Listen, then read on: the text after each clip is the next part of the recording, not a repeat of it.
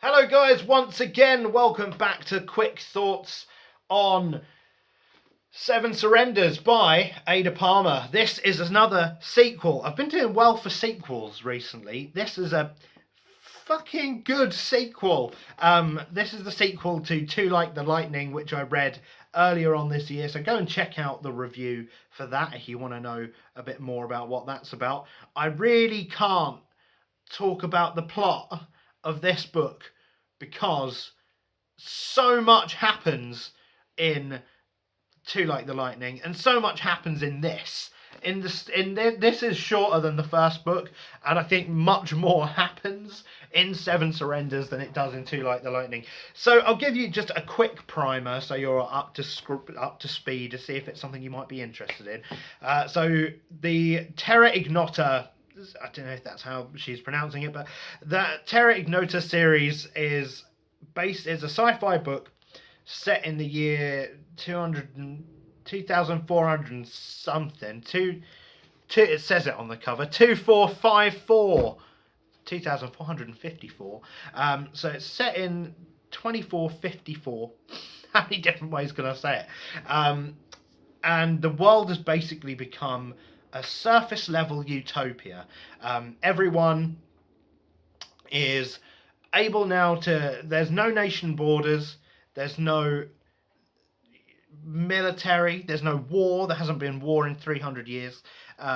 Everyone is able to work 20-hour work weeks and travel around the world in 2 hours because they have flying cars at high speeds. But all is not well in this utopia. In the first book, basically what happens, without spoiling much, is that a list, like an annual list of the most powerful people on the planet, is leaked after it is stolen from a newspaper office, and there starts the domino effect that destroys utopia. It brings it to its knees essentially over the course of 7 days, and this book follows on from the events of that one, just sort of continuing the domino effect of the really very minor list theft has started. So it's a lot about conspiracy and secret societies and the past and the future and gender. So that's one of the big things with this series, is that it takes place in a future where they have decided to ban genderization, basically. So gendered pronouns are basically taboo. No one says him or her anymore. They always say they or them or whatever. And the idea is that it creates a more equal society, eliminates sexism and all of that kind of stuff. Seven Surrenders really challenges that notion of whether or not that was a wise move on this society's part. And there's so many interesting debates to be had with the themes of this book. It's about gender, sexuality, religion, free choice, free will.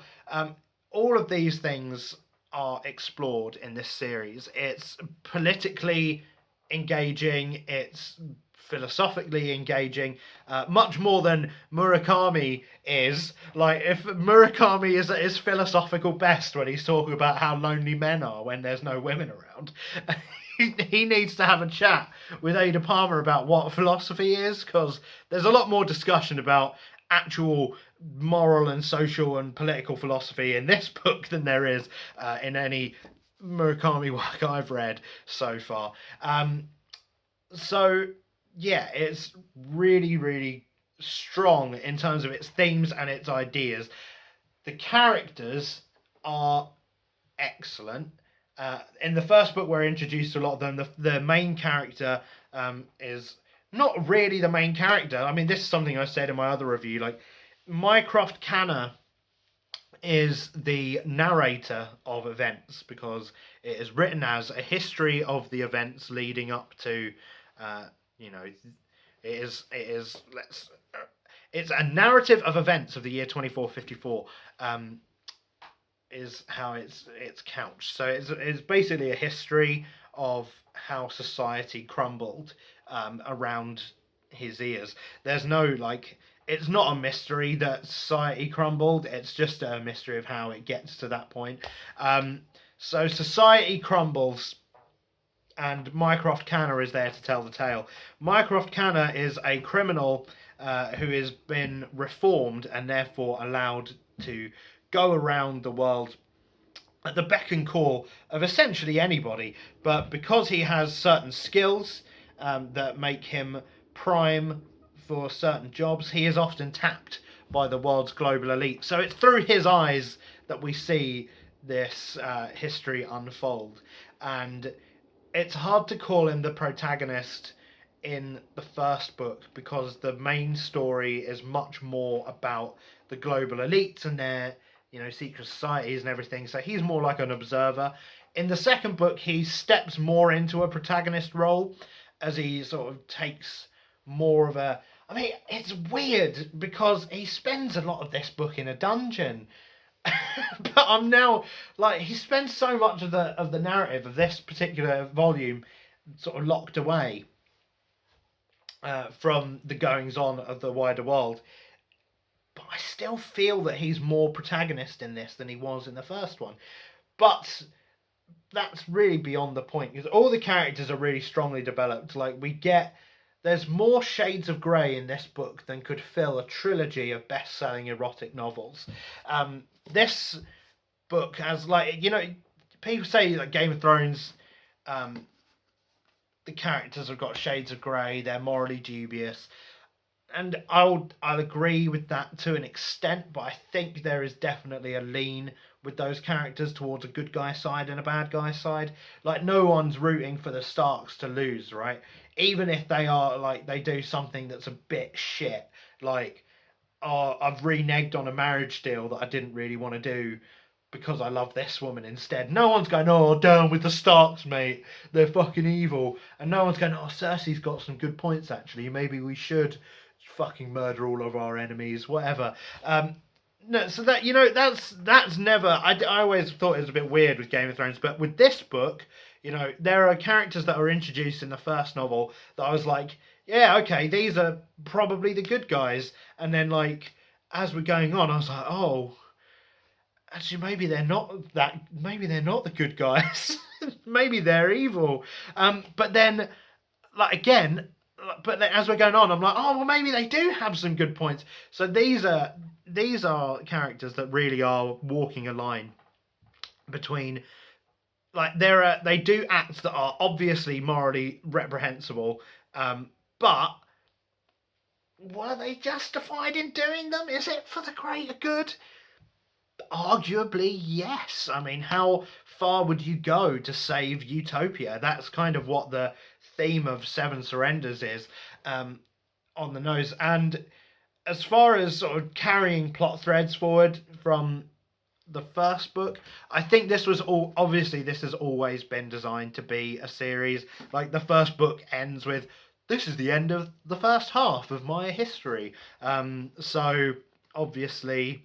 this has always been planned. So when it comes to novels where it's always planned that there's a sequel, it's hard to say, oh, they picked up the threads really well, because of course they did. They just split it over 2 books. It's a continuation exactly where we picked up of the story. So I can't really give it props for that. It's just sort of obvious.